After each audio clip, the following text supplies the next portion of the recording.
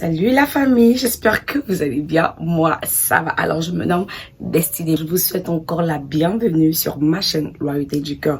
Alors, sur cette chaîne, je vous propose des exhortations, des conseils, des histoires vraies, des témoignages. Alors, sans plus tarder, je vous invite à liker la vidéo, le pouce bleu s'il vous plaît, à partager et à vous abonner en activant la cloche de notification. Comme ça, dès que je publie une vidéo, bim, vous avez la notification et ensuite vous voilà sur la chaîne. Alors, je vous souhaite encore la bienvenue sur Royauté du Cœur.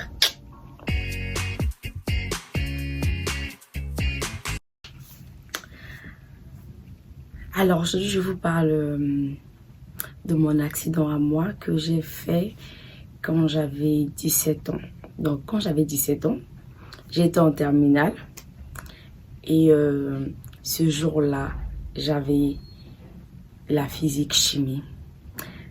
Donc, c'est un cours que j'aimais bien parce que le prof, il était cool, il était bien.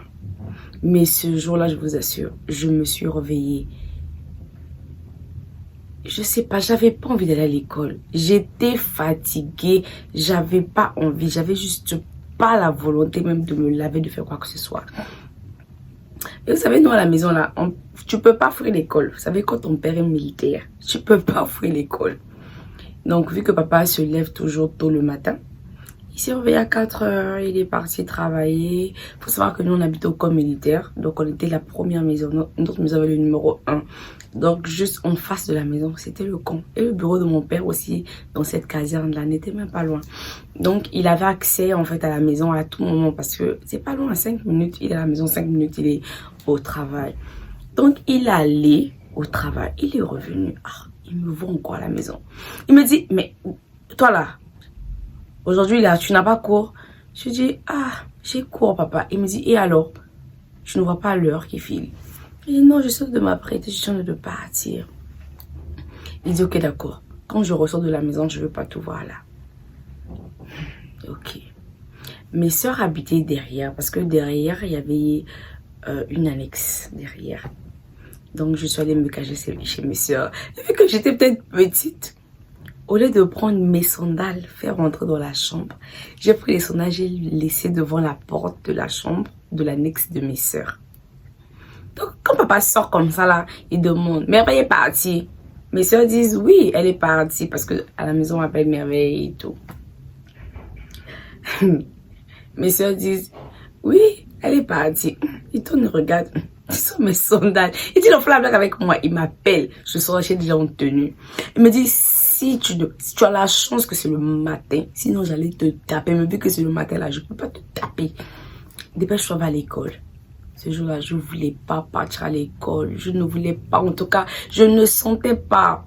Pourtant, j'aimais bien aller faire physique, chimie. J'aimais bien le prof, il était cool et tout. Il nous apprenait de nouvelles choses tout le temps. Il nous racontait des histoires. Mais ce jour-là, moi, j'avais pas la force d'y aller. Ok, vu que papa a déjà parlé comme ça, depuis notre papa, il tape. Il tape. Je vous parle de papa qui est militaire. Les enfants des militaires venaient témoigner ici. J'ai dit, ok, d'accord. Je suis allée à l'arrêt de bus ce jour-là même. Seigneur. Il n'y avait pas de bus. Il n'y avait pas de bus. Donc, j'ai mis du temps à l'arrêt de bus. Il n'y avait pas de bus. En plus, je fréquente en ville. Donc, fallait faire quoi? Je suis allée de l'autre côté parce que chez nous, les bus font genre la mairie, ça arrive à la mairie et puis au retour, ça va au marché total. Comme ça, moi, je descends à Blanche Gomez pour aller à l'école. Je suis allée de l'autre côté de bus pour prendre ce bus-là. Donc, il y avait un bus qui venait là. J'ai pris le bus, je suis rentrée. Donc, il fallait d'abord aller tourner à la mairie. Il faut payer, hein. Tu payes et puis tu reviens et tout. C'est comme 100 francs la mairie, retour au total, donc 250 le trajet, 250 francs CFA le trajet. Maintenant, quand on est à la mairie là, vous voyez, en allant, il n'y a pas beaucoup de clients, mais au retour, il y a des clients parce que les gens vont à l'école, les gens vont au travail, donc les gens vont au centre-ville en fait. Donc il y a beaucoup de clients. Et lui là, en fait, il roulait vite. Pour qu'au retour, qu'il ne manque pas de clients parce qu'il y avait plusieurs bus. Donc, je ne sais pas si dans sa tête, il se disait que il va rater les clients. Donc, il allait vraiment vite.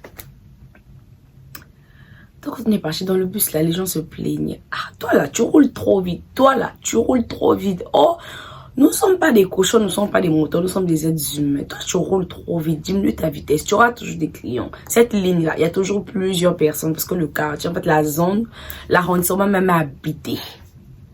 Le gars ne comprenait pas. Au retour, le gars a encore doublé de vitesse. Ah, moi je révisais. J'ai pris mon cahier, je révisais parce que j'avais coutume de toujours réviser, d'ouvrir mon cahier et dans le bus. Je sais pas pourquoi, mais bon. Je suis à 17 ans là, je ne pourrais vous expliquer pourquoi je faisais ça. Mais je faisais, c'était l'ennui, je sais pas. Mais j'ouvrais mon cahier puis je lisais. Quand on a dépassé l'arrêt Segé, pour ceux qui connaissent bien la mairie de Mpilo à la base là, à l'arrêt CG là, Seigneur Jésus-Christ de Nazareth. Et Dieu merci. De l'autre côté du goudron, donc l'État en fait, vu qu'il y a un camp militaire, ils avaient en fait demandé à un tracteur de venir genre désherber, enlever, pour qu'il puisse toujours avoir, je sais pas, de la lumière ou bien une vue sur l'entrée du camp et tout. Donc maintenant, celui qui avait genre désherbé là, il avait fait genre une montagne, il avait fait une montagne de sable comme ça là. Il y avait beaucoup de terre, beaucoup. C'est comme c'est là où il rassemblait les herbes et tout. Donc c'était vraiment c'était quand même haut quoi. Et tout. Donc ça faisait comme une montagne. On était à l'arrêt sujet. Vous voyez que les goudrons au pays là, il y a deux sens. C'est pas un boulevard, c'est une petite voie, mais il y a deux sens. Donc il y a l'aller et il y a le retour. Donc on était au retour comme ça et il y avait d'autres voitures par là. Tellement le chauffeur là conduisait vite. Quel chauffeur le chauffe pas là conduisait vite? Je vous assure, la voiture a tourné. Hey. La voiture a tourné. Tellement elle a fait des tonneaux en l'air. Je vous assure que par la grâce de Dieu, ça fait des tonneaux en l'air. On n'avait pris aucune voiture. La voiture allait se piquer comme ça. Sur le sable qui était là en forme de montagne. La voiture s'est piquée comme ça. Et puis l'autre là, le capot a commencé à sortir de la fumée. Donc les gens sont venus nous faire sortir de là rapidement. Les gens sortaient par la fenêtre. Moi, je sais même pas comment est-ce qu'on m'avait sorti. Mais j'étais tellement traumatisée que je n'en revenais pas en fait. Je n'en revenais pas. Et je ne faisais que pleurer. Tellement je pleurais, ça attirait l'attention des gens parce qu'on regardait les autres qui étaient à côté. Moi, on est venu, on m'a regardé, tout. Je n'avais rien. Mais les gens disaient que la manière qu'elle pleure, elle a peut-être eu un choc à la tête. Faut l'emmener à l'hôpital. On menait à l'hôpital. Moi, je pleurais tellement que... J'ai pris ma route pour rentrer à la maison. Mais au pays aussi, quand un enfant comme ça rentre à la maison, je sais pas, normalement ils sont censés me prendre, m'emmener à l'hôpital et puis appeler mes parents. Mais vu que je rentrais, ils m'ont laissé, ils m'ont laissé aller. Et je pleurais, j'étais genre, mais je sais pas, j'étais traumatisée. Donc j'ai commencé à rentrer, je suis repartie à la maison. J'arrive à la maison, j'étais en pleurs. Maman venait de se réveiller. Ce jour-là, je sais pas, je pense qu'elle n'avait pas travaillé. Ça fait longtemps aussi quand même. Je pleurais, on me dit, tu pleures pourquoi? Je dis à ma maman, j'ai fait un accident. Maman dit, toi tu fais un accident, tu es comme ça. J'ai dit, j'ai fait un accident. Elle me dit, toi l'enfant là, toi tu ne veux pas partir à l'école, tu fais un accident, tu es comme ça là. Si ton père veut te trouver, si c'est ton problème. Je pleurais. Mais non, tellement je pleurais. Maman s'est dit non, on dirait que c'est vrai. Parce que même si l'enfant ne veut pas aller à l'école, elle va pas aller. Et puis à cette heure-là, revenir pour dire qu'elle a fait un accident. Non, même si on doit mentir, mais il y a des choses, il y a des limites en fait. Elle m'a dit, ok, d'accord. Et c'était comment? Je n'arrivais même pas à parler tellement j'étais dépassée en fait. Elle m'a regardé et tout, elle a vu que je n'avais rien et tout et tout. Mais c'est comme si elle était dans le doute, c'est comme si elle voulait me croire. Moi-même, je sais même pas ce que ma mère avait. Et puis, elle a envoyé ma grande soeur au marché. Elle a dit, on attend ton père. Elle a envoyé ma grande soeur au marché. Quand elle a envoyé ma grande soeur au marché, ma grande soeur allait au marché. Maintenant, au marché, on parlait de cet accident-là. Donc, il y avait les commentaires, quoi, que, il y a eu un accident là le matin et tout, machin. Heureusement, c'est par la grâce de Dieu. Ça appelle les tonneaux en l'air. Donc, quand on se cognait, Oh là là.